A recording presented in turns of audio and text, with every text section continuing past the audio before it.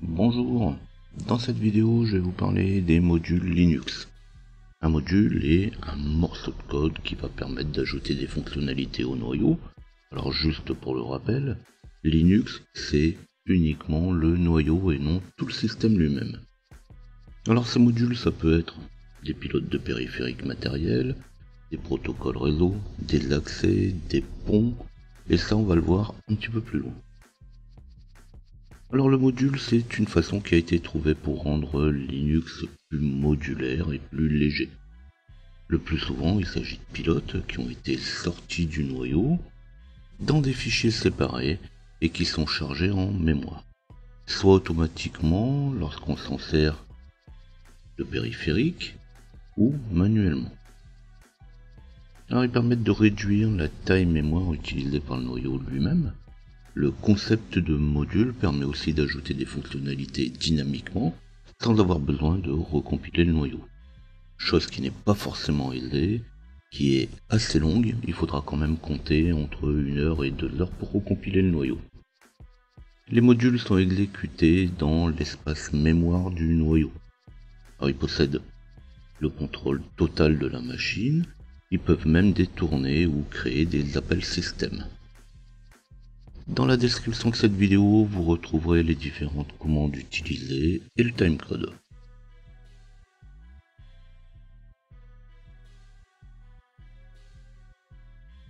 Alors les modules sont nombreux et on peut connaître tous les modules actifs en tapant la commande lsmod dans un terminal. Alors cette commande lsmod n'a pas besoin d'être lancée en route, on peut très bien la lancer en tant que simple utilisateur. Alors on va pouvoir rajouter un pipe mort pour pouvoir afficher page par page ces modules, parce qu'on va voir qu'effectivement il y en a quand même beaucoup. Donc si je tape lsmod espace un pipe mort, et bien on va pouvoir afficher les différents modules. Et on va retrouver les informations sur un module avec la commande mode info. Donc par exemple je peux taper mode info E1000. E1000 c'est tout simplement les informations sur une carte réseau, et on va voir que quand on rentre dans le détail de cette carte réseau E1000, et bien on va voir que c'est un pilote. Mais bien sûr on va pouvoir essayer avec d'autres commandes. Par exemple si je tape mode info KVM, on va voir que KVM n'est pas un pilote, en réalité c'est un module de fonctionnalité. KVM c'est un module de virtualisation. Le module KVM a tout simplement pour rôle d'activer le contrôle matériel du processeur. Donc là on voit bien que le module va avoir un accès directement au matériel. On peut aussi taper une commande comme mode info fuse. Le module fuse ne fait que fournir un pont vers l'interface du noyau. Donc on voit bien qu'un module n'est pas juste un pilote, c'est principalement une interface entre le noyau et le système matériel ou logiciel. D'ailleurs, qu'est-ce que c'est un pilote? C'est tout simplement un système qui va permettre de faire la liaison entre les différentes commandes du système et le noyau, donc le matériel qui va derrière.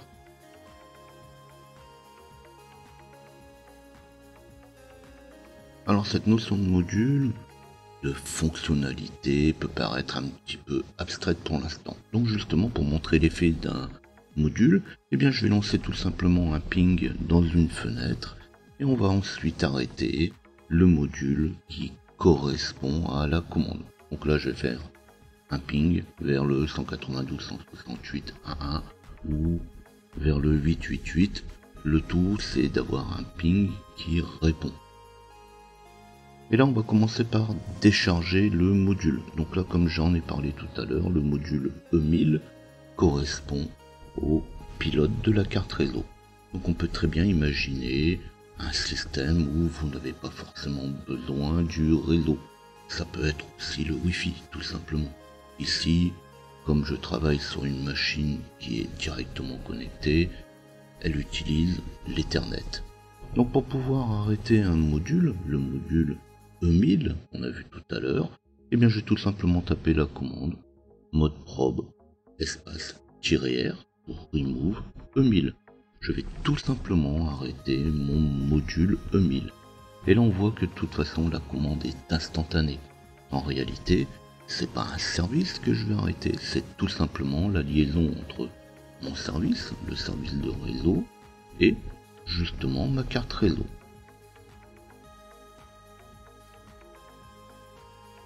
Puis on va pouvoir maintenant recharger le module. Donc pour ça, je vais tout simplement taper la commande mode probe -a E1000. Donc là justement, là on le fait manuellement, mais en temps normal, si vous utilisez le réseau, il y a de grandes chances de toute façon qu'il va être téléchargé, qu'il va être chargé avec le noyau directement au démarrage. Et là on voit aussi que le ping va reprendre instantanément, puisque de toute façon c'est exactement la même chose que pour l'arrêt, c'est de la liaison directe entre le service et le matériel lui-même. Alors pour pouvoir voir la configuration, le programme mode probe permet justement de gérer les modules. Donc on va pouvoir taper un mode probe -c, et là pareil, j'ai rajouté un pipe mort pour pouvoir afficher uniquement par page les différentes configurations de mon mode probe. Donc là la commande va d'abord afficher les différents paramètres, puis elle va dumper les différents alias. Donc là c'est pareil, je reviens pas sur ce que c'est qu'un alias, puisque de toute façon on comprendra bien que le module gère le matériel ou gère des fonctionnalités au sein du noyau et a son propre nom, et on va le renommer de manière à avoir quelque chose de plus compréhensible pour l'utilisateur, pour l'administrateur. Alors on va retrouver aussi les commandes qui sont associées justement à la gestion des modules. On va avoir la commande insmod qui va permettre d'ajouter des modules, ormmod qui va permettre de supprimer un module, ou depmod qui va permettre de fournir tout simplement des dépendances pour d'autres modules. En gros, on va fournir des modules pour d'autres modules. Par exemple, si on prend le cas du Wi-Fi, le Wi-Fi a besoin du réseau. Donc forcément, on va avoir un module réseau qui va être une dépendance de mon module Wi-Fi. Et c'est pareil, on va retrouver des protocoles Wi-Fi qui eux-mêmes auront besoin du Wi-Fi, qui lui-même aura aussi besoin du réseau. Alors les modules sont quand même peu connus. Alors il ne faut pas avoir peur d'utiliser l'aide. On pourra utiliser un man, insmod, ou man, rmmod, man, depmod. Et là on va bien voir qu'effectivement, eh bien, insmod est tout simplement une commande qui va permettre d'insérer des nouveaux modules. Ou rmmod, supprimer, rm pour remove, dep, dépendance, mode. Et bien sûr, en bas de la page d'aide, on va pouvoir retrouver les différentes commandes qui sont associées entre elles.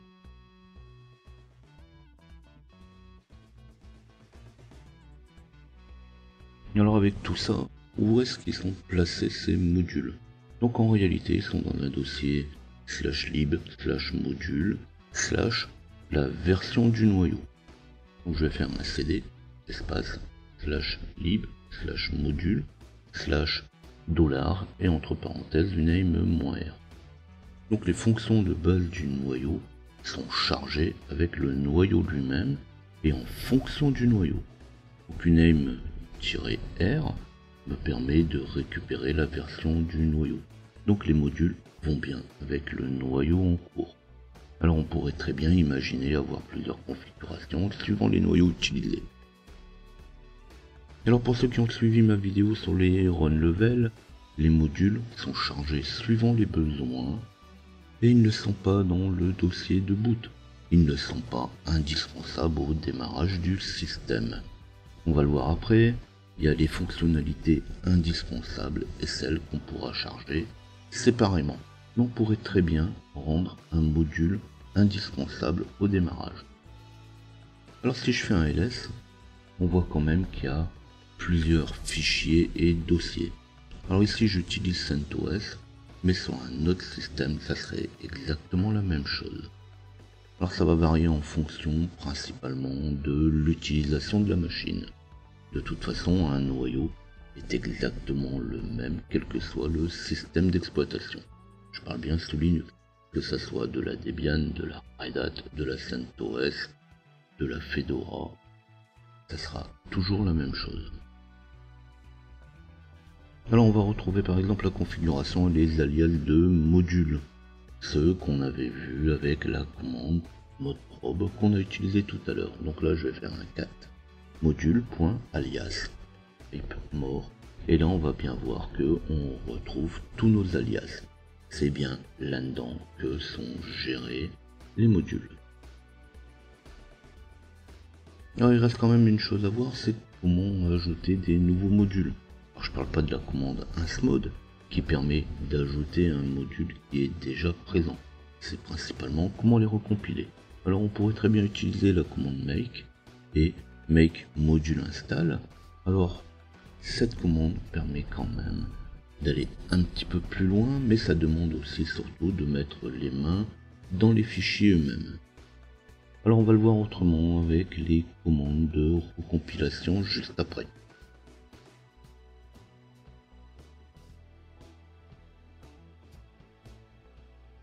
Alors pour conclure, on parle assez aisément de modules pour le noyau. On va balancer quelques termes pompeux et là le tour est joué. Les modules, en définitive, ne concernent qu'une petite partie des Linuxiens. Chacun aura son expertise spécifique. Certains seront portés sur le réseau, d'autres sur le système, d'autres sur les programmes open source, les programmes spécifiques, les front-end et j'en passe. Alors autant dire que des particularités, il en existe autant que les métiers associés à l'informatique. Alors dans cet amalgame de spécificités, on va retrouver ceux qui sont spécialisés sur le noyau. Alors il faut dire que côté module et côté noyau, on est plus près du développeur d'application que de l'administrateur système. Alors pour nous, pour l'administrateur système, il faut s'arrêter à ce que fait le noyau, comment on l'active ou comment on le désactive. Les modules, tout comme le noyau, sont si spécifiques qu'on va trouver des livres qui ne parlent que de ça. Alors quand je dis livre, on sait déjà le bon bouquin quand même. Par exemple, je vais vous donner quelques commandes qui vont vous permettre d'aller voir tout ça d'un peu plus près. Alors je vais pas rentrer très loin dans le détail, l'idée n'est pas de voir ici la recompilation du noyau. Sinon je vais battre des records de durée pour ma vidéo, et ici l'idée est plus de susciter votre curiosité que de montrer comment on recompile. Alors celui qui voudra aller plus loin, c'est son choix, mais attention, on ne devient pas expert de tout. Il y a des limites. La recompilation va prendre très vite des heures. Comptez quand même globalement une journée pour la moindre recompilation. Et en plus, c'est relativement rare que ça fonctionne du premier coup. On est obligé souvent de s'y reprendre en plusieurs fois. Donc pour pouvoir voir tout ça de plus près, je vais commencer par mettre à jour mon système. Je vais faire un DNF update. Alors là, je le fais tout simplement parce que c'est propre à CentOS. Si vous désirez pouvoir recompiler le noyau ou voir les sources du noyau en cours, eh bien tout simplement, le kernel devel, c'est beaucoup plus compliqué d'aller chercher une autre version du noyau. Kernel devel fournit généralement les sources du dernier noyau. Donc après avoir vérifié que mon système est à jour avec mon DNF update, je vais pouvoir installer les programmes et les dépendances qui vont me permettre de me lancer dans le monde de la recompilation de mon noyau. Donc je vais faire un DNF install, je peux mettre un -y au début ou à la fin de la ligne pour pouvoir lancer l'installation automatiquement. Et je vais installer les différentes sources ncurses-devel, make, gcc, bc, bison, flex, elf utils-libelf-devel, openssl-devel et grub2.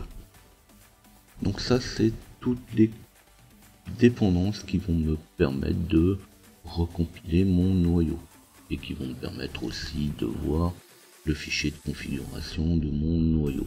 Alors bien sûr, la commande eh bien vous allez la retrouver dans la description de la vidéo. Maintenant, si vous oubliez quelque chose, c'est pas bien grave. Quand vous allez faire votre make menu config, on va voir juste après, et bien tout simplement il va vous dire il manque tel programme ou tel programme pour pouvoir lancer la commande make menu config. Donc une fois que ça sera fait, donc suivant les cas, ça peut prendre de quelques secondes à quelques minutes, puis ça va dépendre aussi de votre installation. Parfois certaines fonctionnalités, certaines commandes sont déjà installées. Par exemple la commande make ou gcc pourront déjà être installées, souvent si vous l'utilisez par exemple des machines virtuelles. Ces fichiers-là ont été nécessaires pour pouvoir installer les add-ons ou installer les pilotes. Donc si vous avez fait votre DNF update, si vous avez installé un nouveau noyau, bien sûr il faudra d'abord redémarrer la machine avant de pouvoir continuer. Donc après reboot, au besoin, si le noyau a été changé ou pas, on va pouvoir lancer une commande DNF install kernel devel. Donc là on va installer les sources du noyau. Donc ça va changer un petit peu d'une distribution à l'autre. Alors ici sur CentOS on installe les sources du dernier noyau. D'où cette obligation d'avoir fait un DNF update juste avant. Alors justement si vous voulez pas être embêté, et de manière à ce que la version des sources soit la même que celle en cours, et bien justement, c'est cette raison qui nécessitait d'installer et de faire les mises à jour.